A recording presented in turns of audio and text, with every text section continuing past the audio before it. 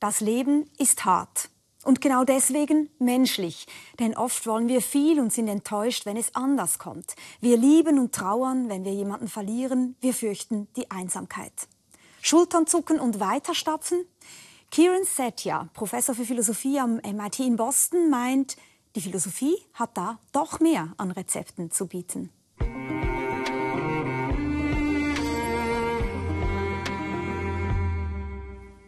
Ja, herzlich willkommen. Thank you for having me. It's nice to be here.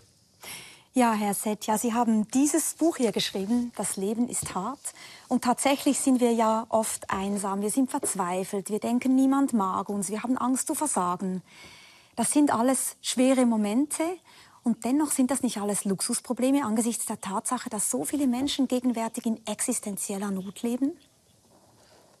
I think some of these problems are situation dependent, but many of them, grief, loss, facing injustice, are ones that everyone either experiences firsthand, will experience firsthand, or they're ones that if we are not experiencing them firsthand, as some of us are not with injustice, nevertheless we have a responsibility for it, so we face it in the world around us and we face a question of what we owe to others and what we have to do about it. Also diese Formen des Leidens sind wirklich menschlich insofern, dass wir sie auch alle teilen. Yes, I think you're a very lucky person if the chapters of the book, loneliness, failure, grief, these are not things that you're grappling with in your life right now. And if you're not right now, I'm afraid you will. Viele denken ja, unsere Zeiten sind ganz speziell hart. Und auch Sie sagen, wir leben in den Ausläufern einer Pandemie, einer globalen Pandemie. Wir haben eine gravierende Klimakrise, wir haben brutale Kriege gegenwärtig, die sich auch zuspitzen. Aber ist es nicht so, dass jede Generation sagt, wir leben in den schlimmsten Zeiten, die wir je hatten? Sind wir nicht sogar eigentlich glücklich und es läuft gar nicht schlecht? The historical question of just how the present age compares with others, I'm not sure about. I think it's very complicated because in some terms, quality of living through the 20th century has improved, not just for the wealthy, but around the world.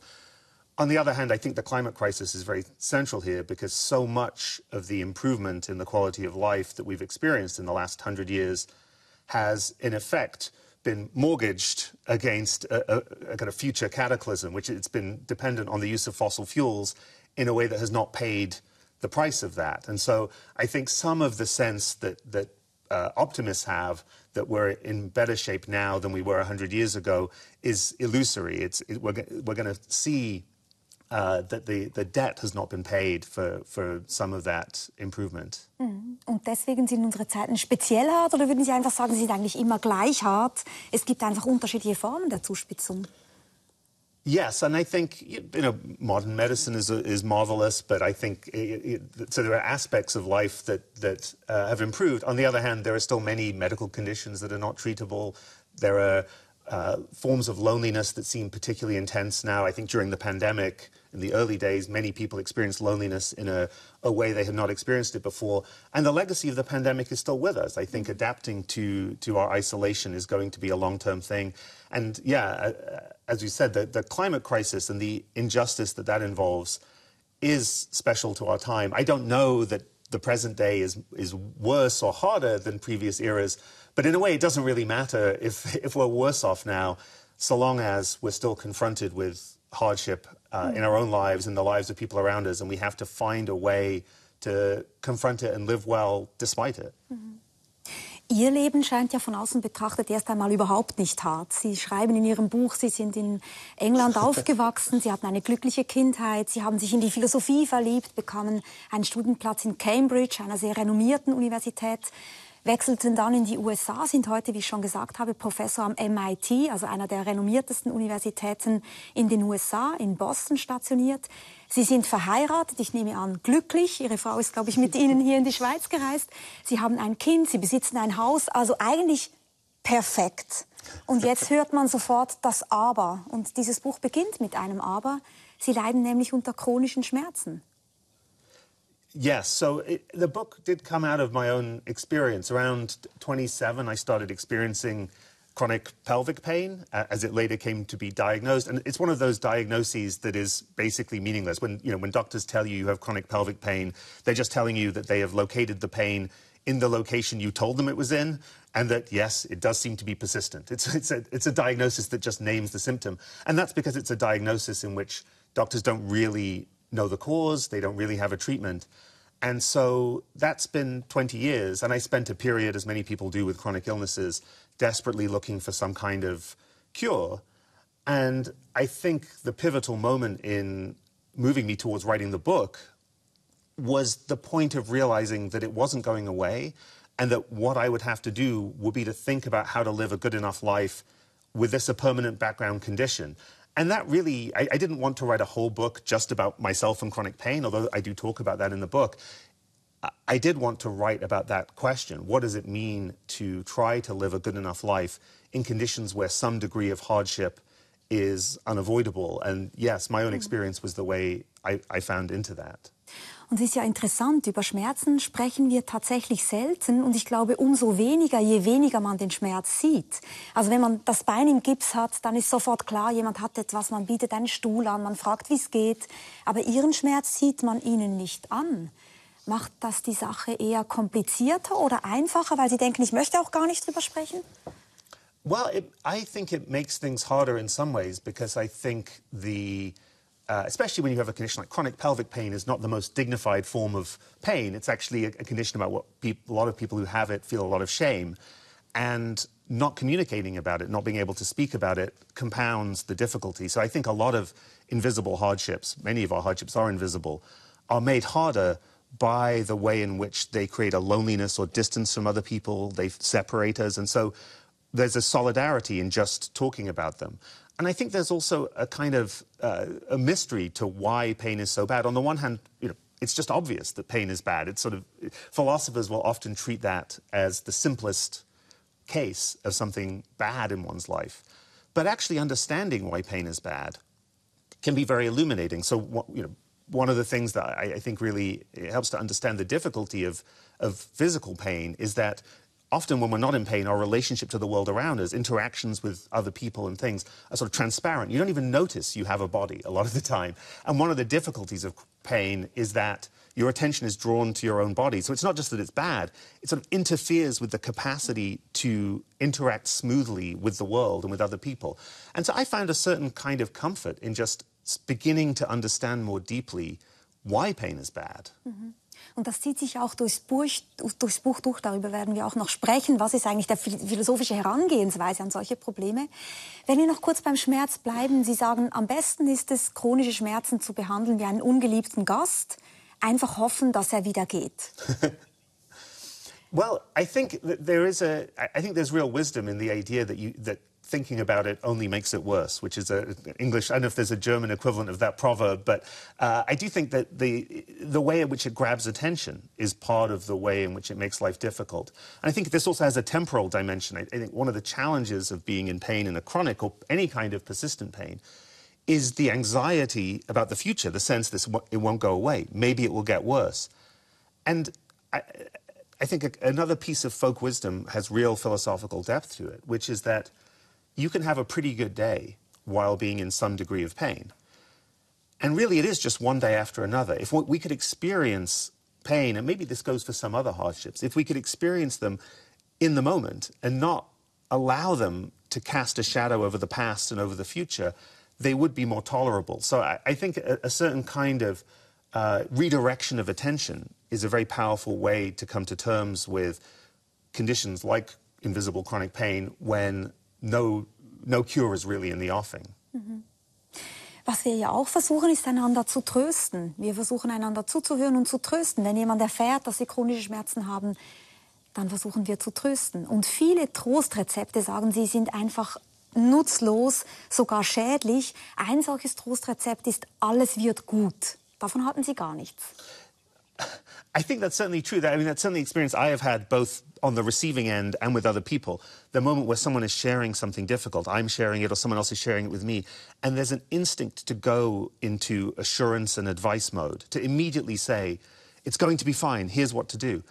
And there is a way in which that can be a form of denial and disavowal, a failure to acknowledge hardship. And I think the first thing we need in our affliction is acknowledgement, someone to pay attention and see what's really happening. And I think that is in itself consoling. It's a form of human connection that helps us to feel less alone in our suffering. But also I think it's the first step to doing anything. I mean, I think it's very hard to act coherently on difficulties in life, whether pain or loneliness or whatever it might be, without really paying attention to what they are, without really describing them. So one of the things that I think philosophy can bring here, in a way that makes it continuous with art and literature and memoir and other forms of creative, thoughtful attention to life, it's just is a description, a way of articulating what exactly the difficulty is. And only when we have that description can we really orient ourselves and say, well, here's how to feel about this, and maybe here's what to do about it. Und verstehe ich Sie richtig, trösten würde dann heißen, mitzugehen in der ganz genauen Beschreibung dessen, was ist? I think that's right. I think the paying attention to someone's own experience and trying to describe it with them and listening to them, it's not just that it will allow you to figure out what's going on in a practical way. It is also a form of solidarity. I mean, I think, you know, it's not inevitable that suffering in our own lives will lead us towards solidarity with other people, but there is a potential for that. Verhärten, oder?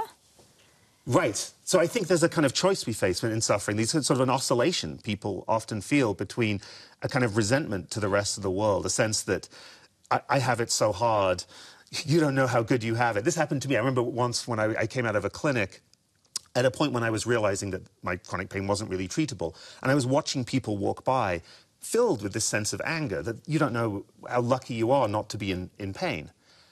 And I realized after a moment, I had absolutely no idea what was happening with any of these people. They could be going through grief or injustice or failure or any kind of thing that was worse than what I was going through. And I think we have to seize on those moments, the moments where our own suffering can be a path towards empathy with others. I don't think it's inevitable, but I do think it's a possibility.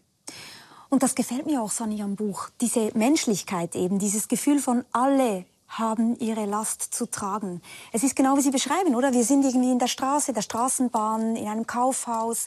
Die Menschen sehen glücklich aus, manchmal auch ein bisschen bitter oder gestresst, aber man sieht ihnen nicht an. Wer hat gerade einen Menschen verloren? Wer hat Schmerzen? Wer hat seine Stelle verloren? Wer fühlt sich alleine? Wer hat den Eindruck, ich habe keine Freunde? Und alle diese Dinge belasten uns ja. Und wenn wir darüber sprechen, was die Philosophie eigentlich tun kann, weil Ihr Buch heißt ja, das Leben ist hart, wie Philosophie uns helfen kann, unseren Weg zu finden, dann scheint mir Ihre Hauptaufmerksamkeit tatsächlich in der Aufmerksamkeit selbst zu liegen. Also genau zu sein, Begriffe zu finden, darüber zu sprechen, genau zu beschreiben. Und gehe ich richtig in der Annahme, dass Ihnen da Iris Murdoch, die bekannte Philosophin des 20. Jahrhunderts, ein Vorbild ist? Yes, she is really the biggest philosophical influence on the book, and also on a shift in my own work in the last 10 years from a model of philosophy as more argument-driven to one in which argument and reasoning are still a part, but often the role they play is to articulate descriptions that help us to understand what we're going through. So I think if we're thinking about suffering in people's lives, it's not just one way in which that can compound itself is through loneliness and isolation from others. Another is through unintelligibility, the sense, the pain of not understanding what's going on in our lives. So I think there's even just being able to articulate what is bad about a situation you're experiencing already provides a certain kind of comfort. I think that there's a human urge towards comprehension, towards making intelligible, and that's frustrated often by suffering. And just making sense of what's happening is through what Murdoch calls attention. That, I think, is itself the beginnings of consolation. But as she says, and as I agree, it's that understanding of the circumstance, attempt to describe it articulately, that orients us. So she, not surprisingly, I suppose, in that she was a philosopher and a novelist, sees a continuity between the skills of the novelist or the memoir writer or the poet in describing a difficulty and philosophy. Sie haben ja auch einen eigenen Podcast, der heißt Five Questions. Er ruht gerade wieder, aber Sie denken darüber nach, neue Episoden zu machen. Wunderbare Gespräche, die Sie führen mit Philosophinnen und Philosophen. Und der beginnt ja immer mit einem Zitat von Iris Murdoch. Und da merkt man schon, wie Sie es gerade beschrieben haben, Ihren eigenen Weg im Philosophieren, wie sehr Ihnen mittlerweile das Nachdenken in der Philosophie über Literatur lieb geworden ist. Also eben dieses ganz genaue Beschreiben dessen, was es eigentlich heißt, Mensch zu sein und auch dessen, was es heißt, in diesem Leben, was einfach manchmal hart ist, zurechtzukommen oder auch nicht zurechtzukommen. Yes, and I think another aspect of Murdoch's work that informs the podcast is that the lines between philosophers' own lives and their philosophy are often blurrier than they seem. So I'm very open about my personal life in writing philosophy, but I think even a lot of philosophers who are not, the connections even between their work in metaphysics or epistemology, what I find when I talk to them in the podcast is that often it traces back to troubles in their own life. So it might be a religious awakening or trauma in their youth, or conflict with parents, or a sense of uncertainty about their own identity. And often those things are suppressed when philosophers write philosophy. But the connections are there. The connections are just hidden often. I mean, part of it is just anyone who devotes their life to philosophy has a story. There's some reason that someone ends up spending their entire career devoted to what might be sometimes rather abstract, esoteric questions. It comes from somewhere deep. Man könnte auch sagen, wir suchen uns die Probleme nicht in der Philosophie, sondern die Fragen kommen auf uns zu. Sie stellen sich uns im Leben, ob wir wollen oder nicht. Jetzt, wenn Sie darüber sprechen, dass wir versuchen, das Leben zu verstehen, das Leiden zu verstehen, dann kann man ja auch zu weit gehen in diesem Verstehen, indem wir sagen, alles hat seinen Sinn. Pass auf, Kieran, deine Schmerzen werden schon ihr Gutes haben. Auch das ein Trostmanöver, vor dem Sie warnen. That's right. So I think this is one of the dimensions of the assurance advice mode. Is the advice part is one thing, and then there's a kind of assurance that there must be some reason for this. It will all work out for the best. And I think part of honesty and realism about difficulties in our life is they may not work out for the best. There may not be a reason for it, and that is itself a form of denial. It connects with a deep philosophical idea about what gets called theodicy. Originally, the attempt to justify the ways of God to man. So in a theistic framework, the question is, how is the existence of an omnipotent, benevolent God compatible with suffering? But even non-religious philosophers have wanted to show that this is the best of all possible worlds, that everything is ultimately good. And I think it isn't. And I think that acknowledging that is part of a wisdom that we need to share with one another. So, yes, I think there's a real danger in the idea that somehow everything is fundamentally intelligible to the point where nothing ultimately bad is happening. I think that, there's a way in which uncompensated losses are part of what we experience. Vor welchem Leiden, vor welchem Schmerz fürchten Sie sich denn am allermeisten? Well, I think personally, I'm very afraid of death, my own death and the death of my wife or my child, people I really love. And then the other thing on a larger scale is the climate crisis, the sense that we are facing a crisis that involves injustice because the harms have been primarily caused by the affluent West and are going to be worst and hardest in Asia and Africa. And there's just an injustice to that infliction of harm, but also that it's a kind of injustice that will compound many other injustices we face. So, it's going to be when we deal with the refugee crises that the climate crisis will bring in train, every aspect of the human desire for justice, urge towards justice is going to be challenged, so it will compound. And that terrifies me, really. Sie sprechen zwei Dinge jetzt an. Wir werden noch sprechen über die Klimakrise und das Unrecht und wie wir darauf reagieren. Sprechen wir zuerst über den Tod. Ihren eigenen Tod haben Sie genannt, aber natürlich auch das Sterben und Leiden von anderen Menschen, das uns sehr, sehr nahe geht. Und es gibt ein Buch, das Sie auch erwähnen, das ich wirklich auch eines für die großen Bücher halte, wenn es um Trauer geht. John Didion, Das Jahr des magischen Denkens, wahrscheinlich eines der großen Zeugnisse, wenn es um Trauer geht. Und John Didion sagt in einem Gespräch, sie hätte sich immer vorgestellt, Trauer, das sei sowas wie ein viktorianisches Kleid überzuziehen. Das würde bedeuten, zur Ehre der Toten zieht man sich dieses Kleid an und dann stapft man quasi durch die Welt. Und sie hätte festgestellt, so ist es überhaupt nicht. Trauern, wenn jemand gestorben ist, das ist ein Ort, an dem man ganz alleine ist. Ein Ort, an dem man noch nie zuvor war. Ist das etwas, was Sie auch so empfinden oder was Sie sich so vorstellen? Yes, I mean, I'm in a complicated situation with respect to grief in that no one truly close to me has died, but my mother has Alzheimer's that's now quite advanced. So there's a kind of complicated kind of grief there that she's alive, but she's not really interactive. I can speak to her, she can't speak back. And Sie kennt sie auch nicht mehr? I don't think so. It's very hard to know. She doesn't speak, and I think it's, those interactions are painful. And I think it's true that there's a kind of loneliness to grief. One of the things that I thought was interesting in this amazing Joan Didion book was that she is this surprise that she was anticipating a more stoic attitude, that she would just work through it, and was surprised by how devastating it was. And I remember when I first read it thinking, well, I always expected it to be utterly devastating. I'm terrified of it. And the unfortunate irony is that the social science of grief suggests that people who expect it to be devastating are more likely to find it devastating. So bad news for me that may happen. But yeah, I do think there's that kind of there's something kind of profoundly devastating about the end of a loving relationship, either in death or in certain kinds of breakups. When people's relationships end, they go through something exactly like that, a kind of grief and slow and painful healing.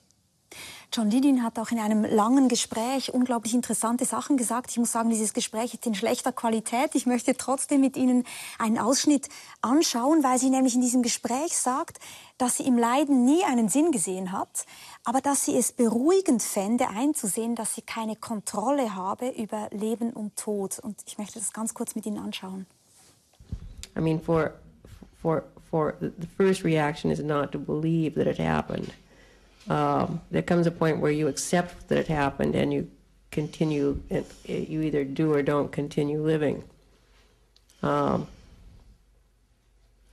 no, I didn't find the meaning of life. I found I got a little more relaxed and a little less rigid than I had been, because what I realized is that I had no control over other people or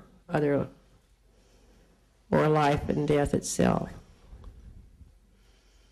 So that's a relaxing thought. Entspannt Sie das auch, dass man das alles nicht kontrollieren kann? I can see where she's coming from. I think that kind of thought finds its extreme expression in Stoic philosophy, and this is a long philosophical tradition that is having a resurgence, at least in the English-speaking world. I don't know if in Germany also. So and there is this sort of key idea in Stoicism in its contemporary incarnation, which is that we should let go of what's out of our control. If we can't control it, we should just stop feeling about it. And that, I think, is too much. I think sometimes to fail to feel even about things that we can't control is a denial of reality. I would side with Murdoch here, that there's a kind of attention to reality that sometimes means taking in loss, say, the loss of someone you love, is a dimension of love that we shouldn't really regret. We should accept the suffering.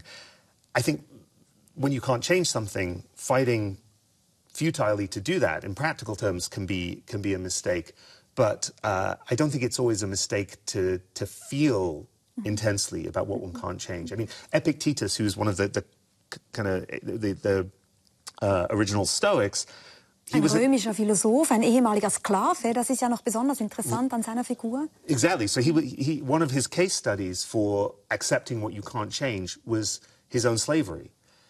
And it's, when reading that in contemporary times, or even reading it then, I imagine, it's hard not to be ambivalent about that. Henry James, the novelist, once reviewed a translation of Epictetus where he imagined presenting this advice to Africans enslaved in America, and his reaction was it would be horrifying to say to them, well, you can't change it, just accept your circumstance.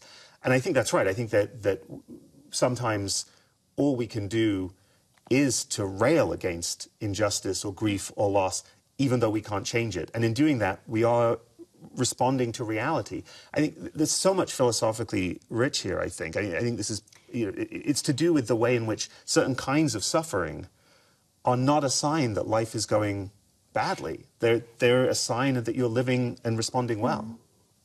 Ich meine, eine Frage ist natürlich immer in Auseinandersetzung mit der stoischen Philosophie, dass man schnell in dieses Gefühl reinkommt, Dinge sind doch ungerecht, da muss man sich doch wehren. Das würden die Stoiker ja gar nicht bestreiten. Die würden ja durchaus sagen, das war ja auch so bei Marc Aurel oder bei Seneca, die haben sich ja massiv eingesetzt, auch gegen Unrecht zum Beispiel. Sie würden aber sich natürlich distanzieren von ihrem eigenen Traurigsein. Sie würden sagen, das ist ja bei Epiktet auch der Fall, wenn du ein Kind hast, dann bedenke immer, dieses Kind kann morgen tot sein. Und sie sagen, und das überzeugt mich sehr, das hindert uns daran, wirklich zu lieben. Denn die Liebe, die wahre Liebe, ist eigentlich ein Stück weit immer gekoppelt daran, dass wir unter Umständen auch wahnsinnig traurig sein werden. Und wer immer schon denkt, ich möchte mich nicht zu sehr binden, damit ich dann nicht traurig bin, wenn jemand stirbt, der kann ja gar nicht lieben. No, that's exactly right. I think that there's a way in which part of love is taking in and valuing the reality of another person. This is, again, an Iris Murdoch thought, that love is a kind of attention to another, and that part of really taking in that reality is to feel about it in a way that would involve profound pain when that person dies. And it's part of living well in the face of a reality that is recalcitrant in the way Joan Didion was remarking. And to give up on that would be a kind of denial of love. And so I think that kind of emotional anesthesia is something to be wary of, even as there are practical risks in struggling too hard against what you can't control. There's a certain kind of wisdom there, but I think it's possible to take it too far. Als ich Ihr Buch las, fiel mir etwas auf oder etwas kam mir in den Sinn, nämlich die Tatsache, dass wir doch eigentlich im Leben meistens über die bunten Farben sprechen und nachdenken. So viele Farben hat das Leben, so viele unterschiedliche Töne, es hört eigentlich gar nicht mehr auf. Und Sie sagen, lasst uns doch mal die Grautöne genau angucken. Und das ist ja interessant, dass ich mir plötzlich überlegt habe, es ist wahr, beim Grau gucke ich nie hin. Aber es ist in solch einer großen Farbpalette ja nicht nur ein grauer Stift, sondern es gibt ganze Schattierungen, 50 Shades of Grey, ganze Schattierungen von Grau. Und eigentlich geht es in Ihrem Buch genau darum, oder? Dass wir auch die unterschiedlichen Grautöne in unserem Leben erkennen, beschreiben, teilen, aber vielleicht auch wertschätzen. Well, I like that connection. I mean, I'm wearing several shades of grey right now. I think grey is my favorite color, so I definitely resonate to that idea. And yeah, I mean, one thing I will say is that there's a way in which writing a book called Life is Hard could make it seem as though I want to revel in hardship for its own sake, as if there's something morose about it. And I really don't think of it that way. I think thinking about the difficulties in life, thinking about the grey, the purpose is not to be depressed. The purpose is solidarity and acknowledgement of one's own difficulty and others, the difficulties in other people's lives.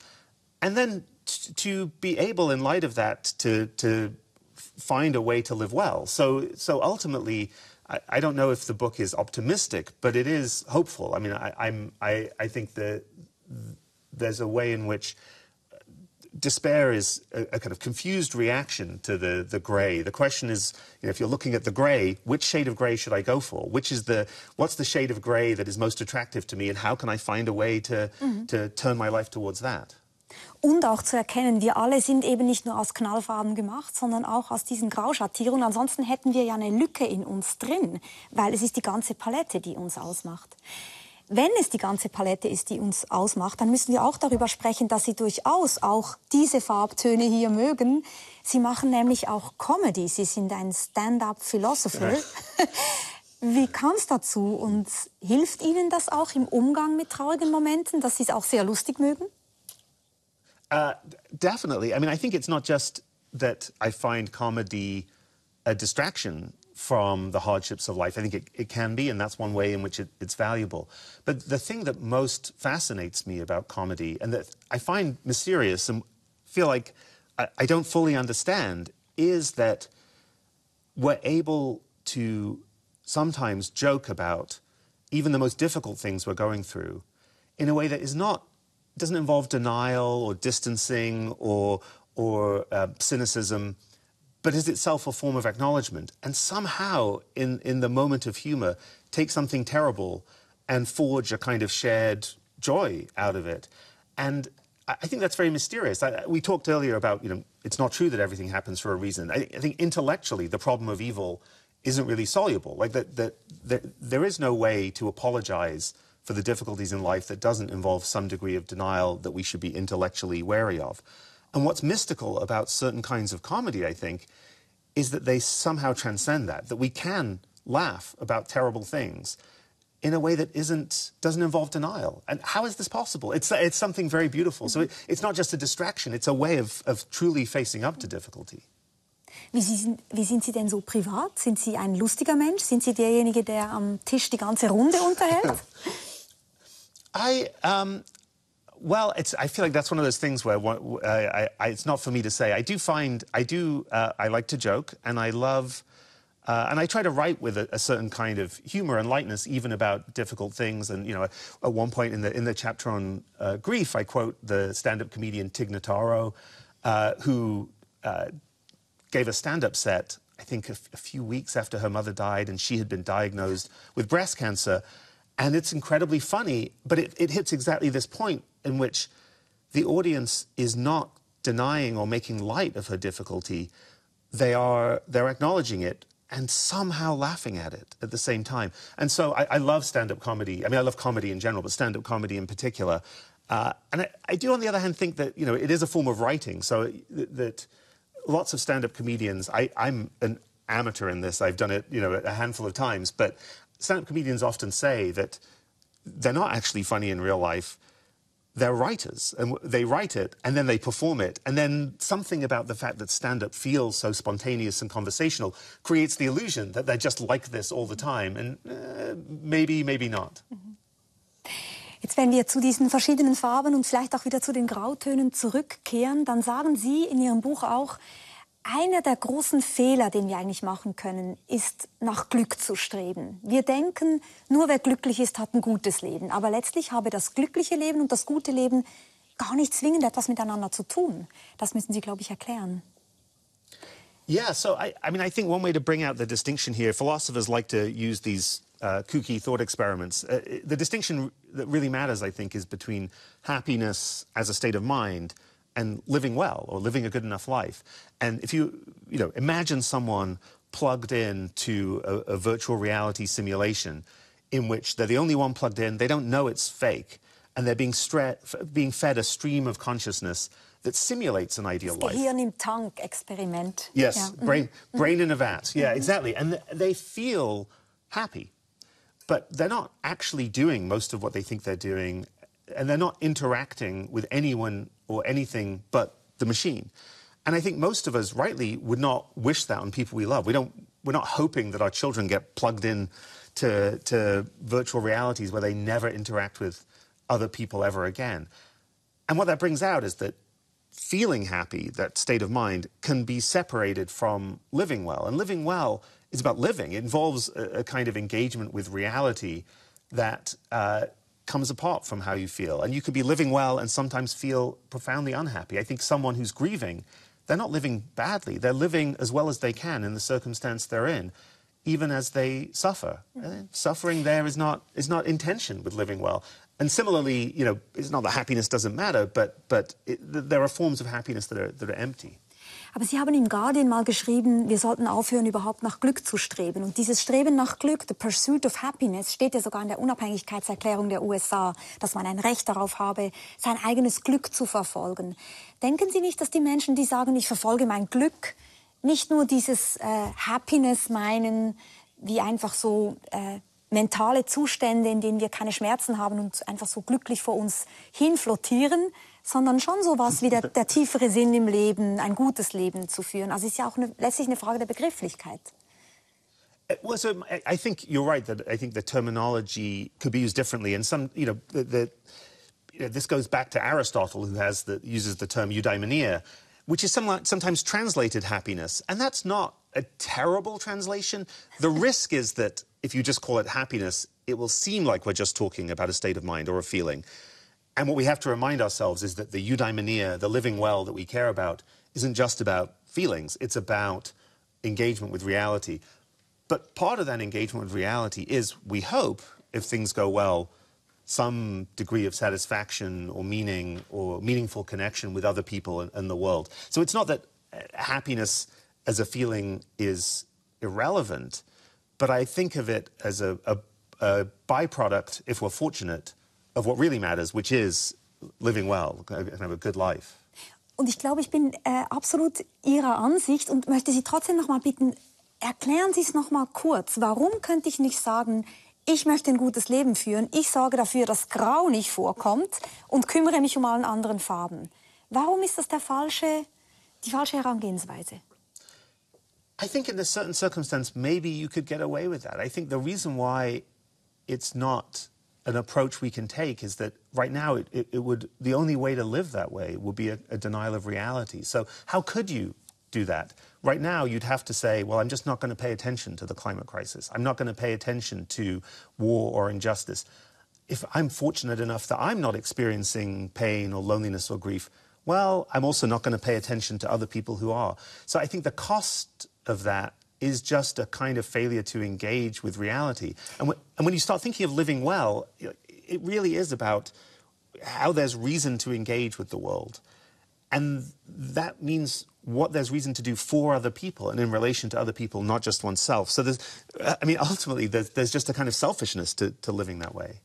Würden Sie denn auch sagen, es gibt Menschen, die ihr Leben verpassen? Weil ich kann mir schon vorstellen, dass es Leute gibt, die sagen, ich habe aber keine Lust, mich mit der Realität zu befassen. Und wieso sollte was nützt es der Welt da draußen, wenn ich jetzt auch noch in Tränen ausbreche, wenn ich jetzt auch noch jammere und sage, wie schrecklich dieses Leiden. Lass uns doch wenigstens gucken, dass mein Leben gut ist. I think it's complicated. I mean, I think there are injustices that we can't do much about. And then I think wallowing in them might well be futile. On the other hand, I think the risks of not caring and hardening our hearts are very grave. I think it's extraordinarily easy to let oneself off the hook, to make an excuse that one cannot do anything. And often I think when we say things about, say, injustice in the world at large, I can't do anything about it, I'm powerless. What we really mean is, my power is extremely limited. It's very minimal. I can't see how to solve this problem. And most of us are in that position with relation to the climate crisis. But these things come by degree. Almost all of us have some power, some leverage. There's some kind of community we're part of in which we have some capacity to make change. So I think it would be futile in a way to just say, I'm going to wallow in grief about the climate crisis. But by taking it in and thinking, well, can I connect this to my life? Where do I have a role here? I think we can turn that kind of pain into agency in our lives, and that I think is fruitful. Aber interessant ist daran ja, dass eigentlich eine moralische Dimension dann reinkommt. Dass Sie sagen, naja, wer sich überhaupt nicht interessiert, lässt sich nicht berühren vom Unrecht, vom Unglück von anderen Menschen. Und das sollten wir tun. Aber man könnte sich ja auch eine Person vorstellen, die sagen, ja, aber mit der Moral habe ich es nicht so. Und die Frage ist ja, kann man auch ein glückliches Leben führen, ohne sich um moralische Belange zu kümmern? Und da wären Sie wahrscheinlich zurückhaltend, oder? Yes, so I think this is somewhat encouraged by the interpretation of happiness as a state of mind, because I think, sure, you could feel happy without caring about other people. That's true. But if what you're thinking about is living a good life, living well, and responding to all of the values in the world, all of the demands the world places on you, then I don't think you can do that without a moral dimension in your life. On the other hand, I also think it's true that if someone said, well, I just don't care, I think we would reach a point where argument wouldn't convince them. I don't think if someone is fundamentally selfish, for instance, that there's some magical philosophical argument that will convince them that they're wrong. I think argument has limits. It's like trying to convince a conspiracy theorist that the conspiracy is unreal. Like, they will have carefully figured out how to deny any premise you might use to try and argue them out of it. So I think argument has limits. That's why, again, I think this idea of attention is fundamentally what has to move us. Like, I think if we were going to try to persuade someone who was indifferent to the suffering of others to care, I would do it not by giving them an argument. I would try to get them to pay attention and try to just show them images or have them read about it and hope that just their emotions would catch, as it were. But yeah, I think you can't argue people out of this, but I do think, you know, once you think about living well, not just being happy, I think it's clearer that the lines between my own life and concern for others are not sharp. Wir hatten kürzlich den Philosophen Slavoj Žižek bei uns und der geht noch einen Schritt weiter oder hat ein anderes Argument, warum Glück jetzt nicht das Ziel sein sollte. Er sagte, Glück sei etwas für Idioten und wir hören sein Argument ganz kurz. Glück is bad. Glück is for idiots. I believe in creativität. I believe in creative dissatisfaction. For me, Glück is this silent stupidity.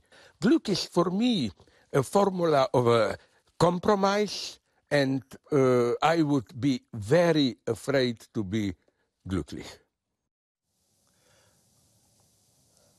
Well, as so often, Žižek puts it in a dramatic way, and I do think that's a little overstated. I do think he's right, though. I think one kind of example that you could use to illustrate the contrast between living well and happiness is artistic creation. I think of the choreographer and dancer Martha Graham was once asked about how satisfying she found dancing, and she said, "There's no satisfaction. It's a queer, divine dissatisfaction that drives us."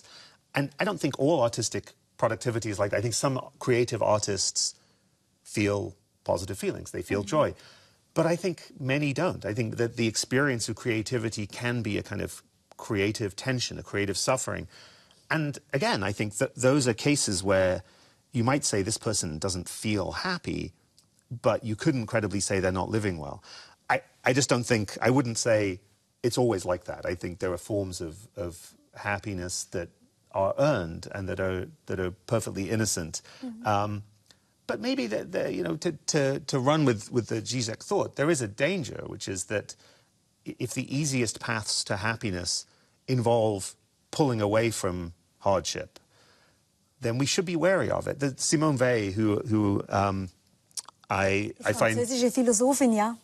Yes, and she is someone who is very engaged with injustice, very kind of radical in her relationship to injustice in the world around her. She says, thought flies from affliction the way an animal flies from pain. And I think there's a risk there. It's true that it's hard to pay attention to difficulty in life. People don't want to do it. And so there is an element in Life is Hard, in the book, of saying, let's make ourselves do this. Let's not turn away. Let's be attentive to difficulty. And that does involve a certain willingness to be unhappy, a kind of letting go of the kind of anxiety for happiness.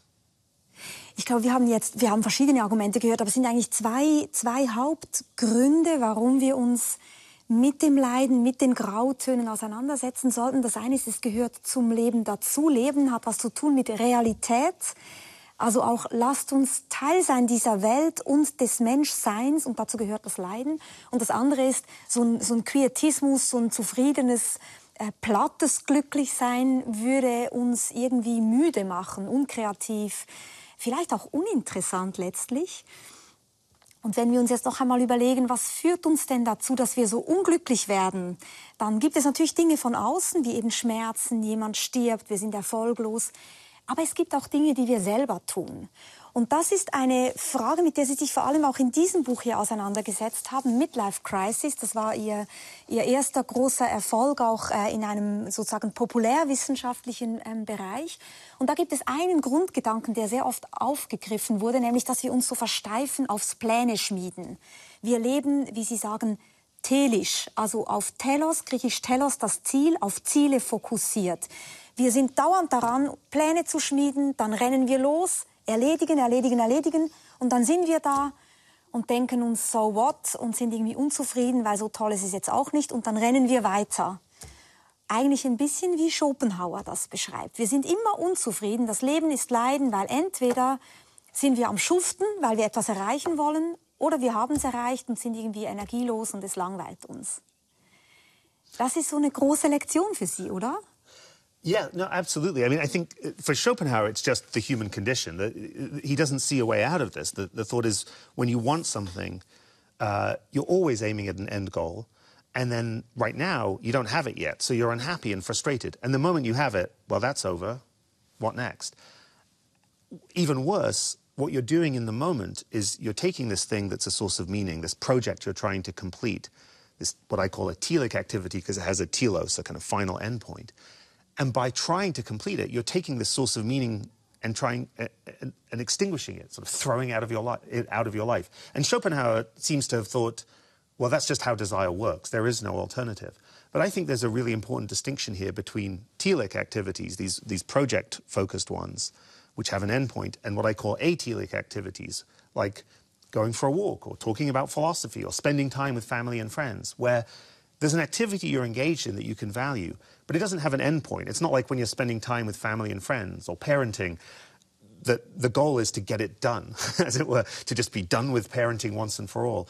It's not a project. It's an ongoing relationship. Similarly, with philosophy, you can be obsessed with publishing an article or publishing a book, but there's also just thinking and teaching philosophy, which don't have this end goal-like structure. And so I think those activities are ones we often undervalue. Und wir beginnen sozusagen unseren Fokus oft nur auf das Ziel erreichen zu richten. Ein gutes Beispiel ist das Finisher-T-Shirt, was man bekommt, wenn man einen Marathon gerannt ist. Ich habe kein Finisher-T-Shirt, ich weiß nicht, ob Sie eines haben, aber man hat dann dieses T-Shirt, wo Finisher draufsteht. Und Ihr Punkt wäre, das ist ja alles schön und gut, manchmal will man Ziele erreichen, aber es wäre eben auch schön, wir hätten diese atelischen Momente, also Laufen um des Laufens willen. Nicht, weil ich das Ziel erreichen will, den Marathon in 3 Stunden zu rennen. No, exactly. And I think, actually, we're sort of always doing both. And the question is, where is our evaluative focus? What do we value? So I think often people in their work, they value what they're doing, but they become excessively focused on the next deadline, the next thing that has to get done, project-focused.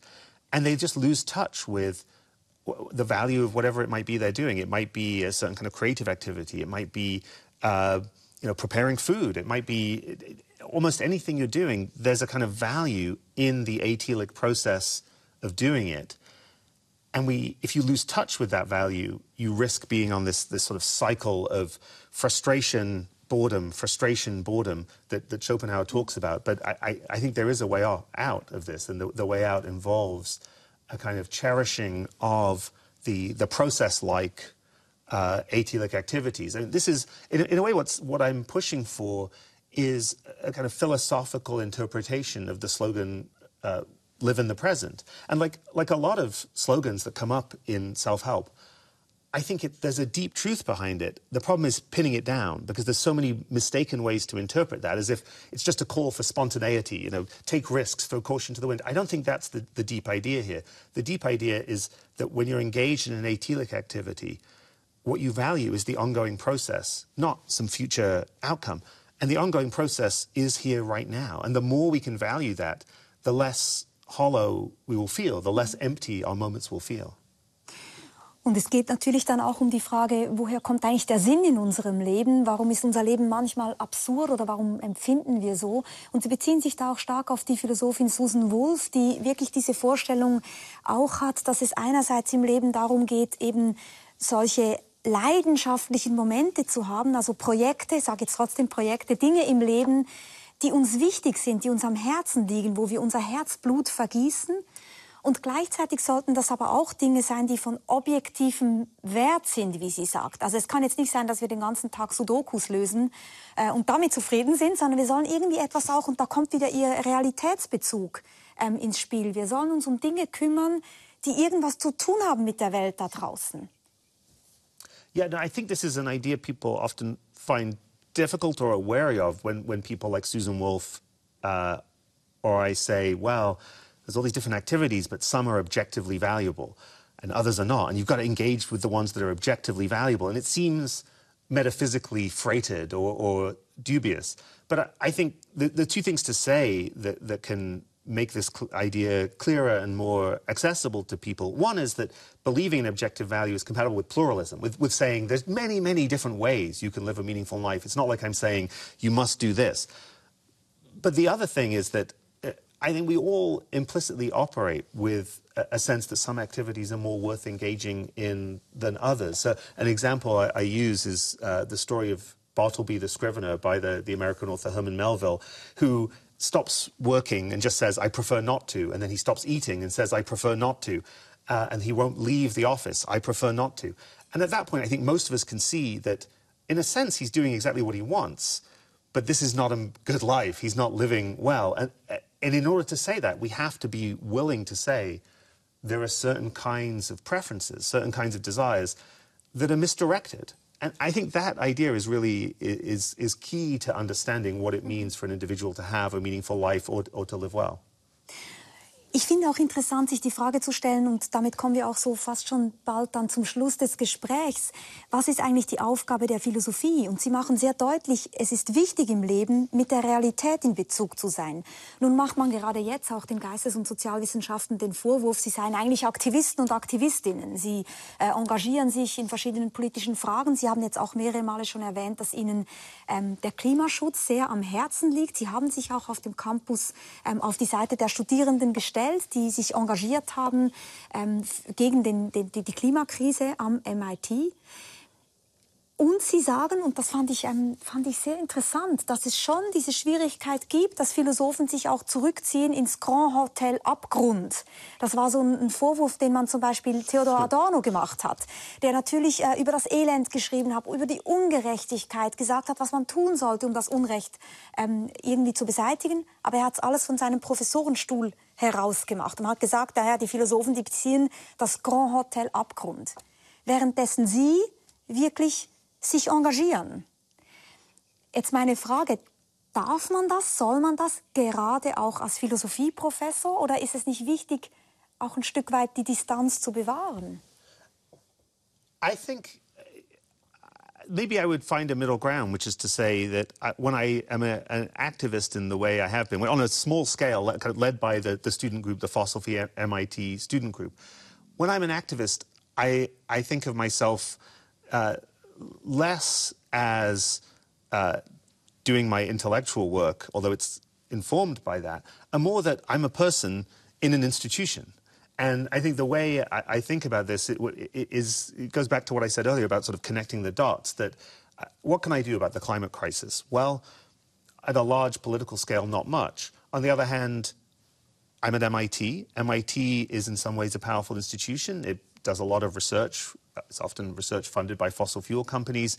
And there are complicated ethical questions there.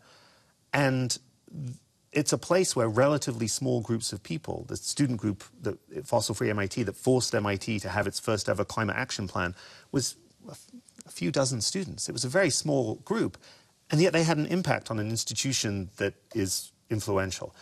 And so I think what I was doing was finding a collective, a kind of a focus for collective action where I could leverage the little influence I have to make a difference. And I think that's less about the responsibility of intellectuals or philosophers, and more a kind of responsibility that I think we all have as citizens, is to find the collectives we're part of where we can make a difference.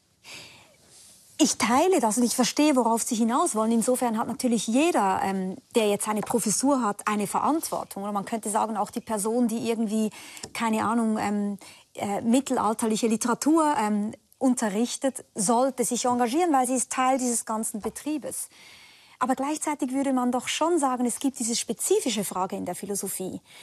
Kann man über Unrecht einfach nur nachdenken oder heißt es immer auch dann auf der Seite zu stehen? Also dieses Bild des Grand Hotel Abgrund, das ist ja schon sehr kritisch gemeint von George Lukács, wirklich an die Adresse von Theodor Adorno gerichtet.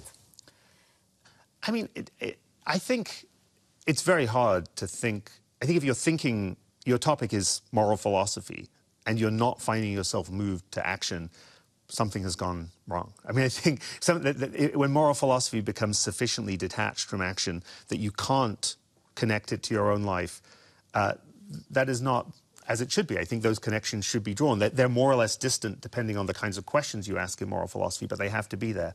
On the other hand, I do think there's a place that I would defend ardently in philosophy for people who work on, the existence of numbers, metaphysical questions that don't have any particularly tight connection to activism. And that's part of academic philosophy too. I would say about someone in that position, well, your work isn't particularly connected with justice. On the other hand, you're also at this institution, and the institution is doing things for which you are partly responsible. You're caught up in its agency. This is part of your social responsibility. So in a way, the responsibility there comes apart from one's intellectual focus. But I do think that actually, I should say this in a less critical way. I think it's actually true that almost everything that moral philosophers now do, even if they're not connecting it to how we should live our lives, it could be a form of self-help if you think of self-help less in terms of just individual happiness and more in terms of living well. It is directed towards living well. And I think once you're asking those questions, it's very hard to approach them sincerely without finding yourself taking sides. Das Leben ist manchmal hart. Diese Stunde war es nicht. Ich danke Ihnen ganz, ganz herzlich für dieses Gespräch. Kilian Setija, danke. Thank you very much. Ist das Leben hart? Was denkt ihr? Wir sind gespannt. Zum Thema Trauer und Umgang mit Leiden hier eine Sternstunde und zur Frage, worum es im Leben eigentlich geht, hier auch eine Folge Bleisch und Bossart. Viel Spaß damit.